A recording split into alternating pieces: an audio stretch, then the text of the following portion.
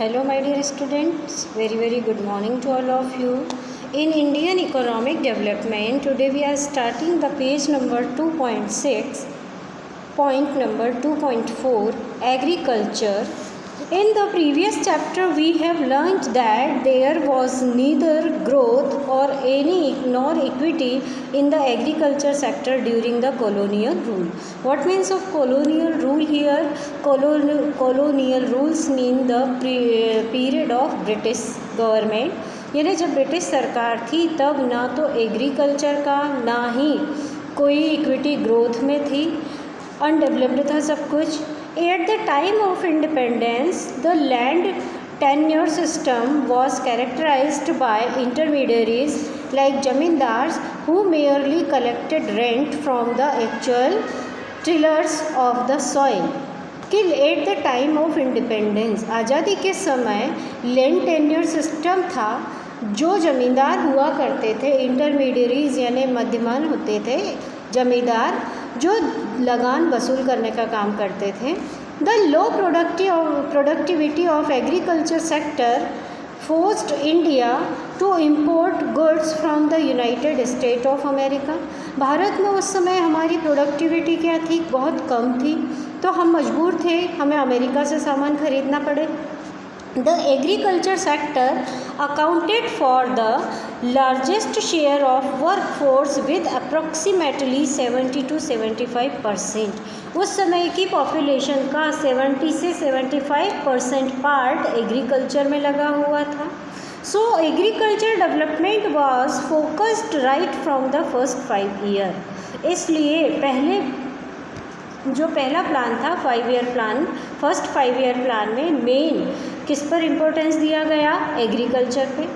Features of agriculture, क्या problems थे उस समय एग्रीकल्चर के? लो प्रोडक्टिविटी, ये हम बात कर रहे हैं 1950 से 1990 तक की. जो हमारी खेती होती थी बहुत कम होती थी. Indian agriculture sector was known for its low productivity. Lack of knowledge was responsible for stagnation in this sector, कि बहुत कम प्रोडक्टिविटी थी, लोगों को नॉलेज कम था. डिसगाइज्ड अनएम्प्लॉयमेंट, बहुत ज़्यादा बेरोजगारी फैली हुई थी. It refers to a state in which more people are engaged in work than are really needed, कि जितने लोगों की ज़रूरत है उससे भी ज़्यादा लोग काम पर लगे हुए थे. There was very high incidence of disguised unemployment in the sector during 1950 to 1990. तो इस तरीके से जब एक कम काम के लिए ज़्यादा से ज़्यादा लोगों को एम्प्लॉय कर दिया जाता है तो ऐसा प्रॉब्लम डिसगाइज्ड अनएम्प्लॉयमेंट कहलाता है. हाई डिपेंडेंसी ऑन रेनफॉल, खेती के लिए पानी देने के लिए हमारे पास इरिगेशन के ज़्यादा सोर्सेस नहीं थे, डिपेंड करते थे हम बारिश पर. Due to poor agricultural technique, farmers dependent largely on rainfall. Farmer पूरी तरह से रेनफॉल पर डिपेंड रहते थे. There was minimum growth of this sector in the year that received the least rainfall. बहुत कम ग्रोथ होती थी. क्यों? क्योंकि पानी कम गिरता था, रेनफॉल कम होती थी इसलिए.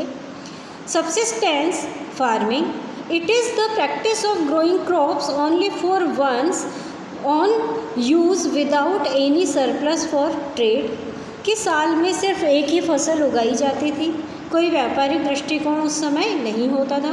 There was also very high incidence of subsistence farming, तो एक ही फसल होने के बाद जब उसका मौसम आता तब तक खेत खाली पड़े रहते थे, दूसरी कोई फसल उसमें नहीं उगती थी. आउटडेटेड टेक्नोलॉजी थी, कि जो उस समय हमारे पास मशीनें थी या टेक्निक थी वो भी आउटडेटेड थी.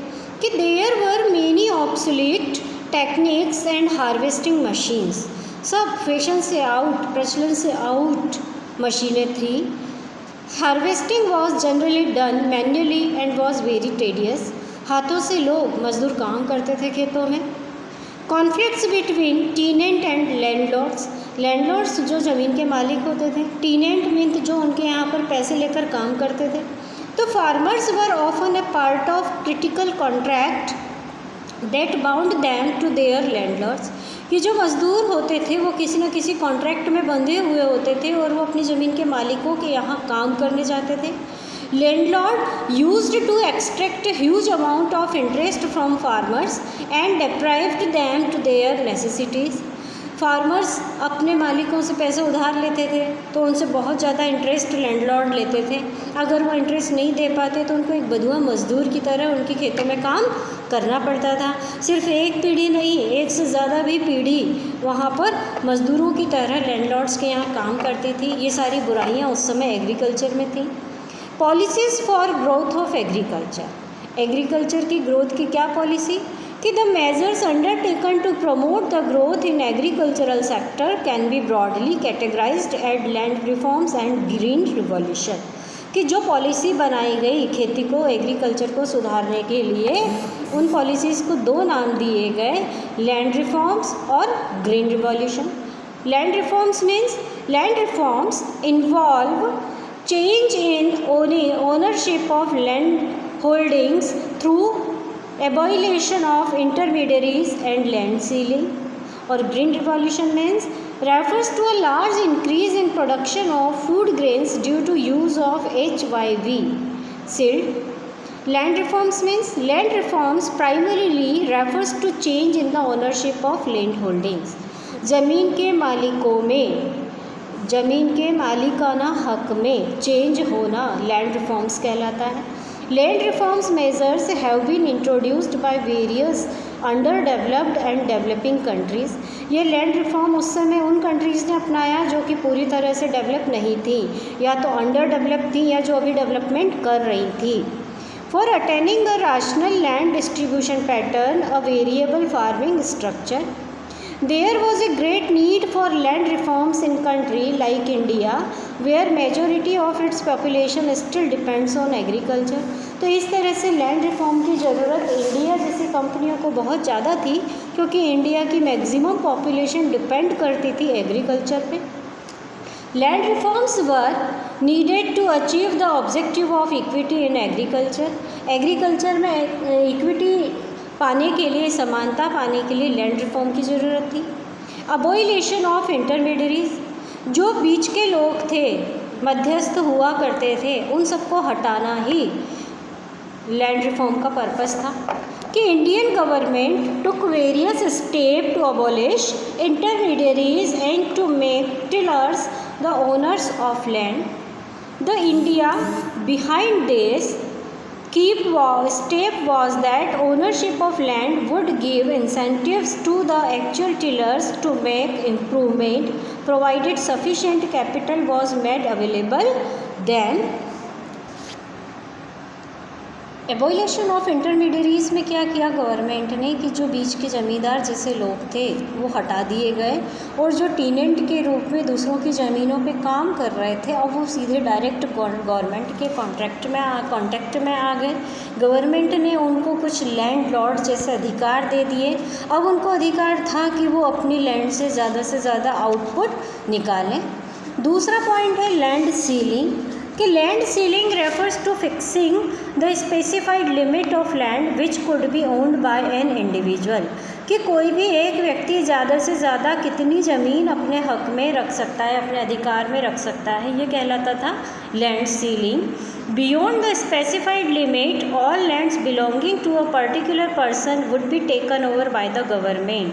कि पर्टिकुलर लिमिट जैसे 5 एकड़ 10 एकड़ हर एक को अधिकार है रखने का, अगर किसी के पास उससे ज़्यादा ज़मीन होगी तो उसको कौन ले लेगा? गवर्नमेंट ले लेगी। And will be allotted to the landless cultivator and small farmers. और वो ज़मीन गवर्नमेंट उन लोगों को दे देगी जिनके पास खेती के लिए अपनी खुद की ज़मीन नहीं है, जो छोटे किसान हैं उनको। The purpose of land ceiling was to reduce the concentration of land ownership in few hands। कि ऐसा करने के पीछे गवर्नमेंट का पर्पस था कि ज़मीनें सिर्फ कुछ लोगों के हाथों में न रह जाए, उसका बंटवारा ज़्यादा से ज़्यादा लोगों में हो जाए। Land ceiling help to promote equity in the agricultural sector. इस तरह से जब ज़मीनें ज़्यादा लोगों के हाथ में आएंगी तो उन सबको इक्विटी मिलेगी। However, the land ceiling legislation was challenged by the big landlords। लेकिन बड़े लैंडलॉर्ड्स ने इसको मानने से इनकार किया, उनने इस चैलेंज को स्वीकार किया। दे डिलेड इट्स इम्प्लीमेंटेशन, उन्होंने इस रूल को इम्प्लीमेंट करने में भी डिले कर दिया। और लोग तो क्या करते थे, जिसके पास ज़्यादा ज़मीन थी वो अपनी एक्स्ट्रा ज़मीन को अपने रिलेटिव्स के नाम पे कर देते कि हमारे पास तो है ही नहीं, ये तो रिश्तेदारों की है। तो this delay time was used by them to get land registered in the name of close relative. तो वो इस फॉलो नहीं करते थे और लंबा टाइम मिल जाता उनको तो वो अपनी ज़मीनें दूसरों के नाम लिखवा देते, there by escaping from the legislation, ताकि वो इस कानून से बच जाएं। कंक्लूजन कि land reforms were successful in Kerala and West Bengal because government of these states were committed to the policy of land reforms. क्यों? क्योंकि गवर्नमेंट ने केरला और वेस्ट बंगाल में ये ज़्यादा सफल हुआ क्योंकि वहाँ की गवर्नमेंट ने इस पॉलिसी को कमिट किया। Unfortunately, other states did not have the same level of commitment and vast inequality in land holding continued. लेकिन केरला और वेस्ट बंगाल को छोड़कर दूसरे स्टेट्स की गवर्नमेंट ऐसा नहीं कर पाई और वहाँ पर इनइक्वालिटीज़ लगातार बनी रही।